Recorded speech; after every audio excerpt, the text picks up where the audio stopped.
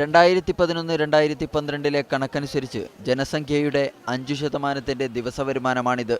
ഇതനുസരിച്ച് ഗ്രാമങ്ങളിൽ ഒരു കുടുംബത്തിന്റെ മാസവരുമാനം 521.44 നഗരപ്രദേശങ്ങളിൽ 700.50 രൂപയുമാണ്. ഇനി ഇന്ത്യയാകമാനമുള്ള കണക്കെടുത്താൽ ഗ്രാമങ്ങളിലെ ശരാശരി വരുമാനം 1430 രൂപയും നഗരങ്ങളിലെ ശരാശരി വരുമാനം 2630 രൂപയുമാണ്. ഇതനുസരിച്ച് ഗ്രാമങ്ങളുടെ ശരാശരി വരുമാനത്തിന്റെ 84% അധികമാണ് നഗരത്തിലെ ദിവസവരുമാനം.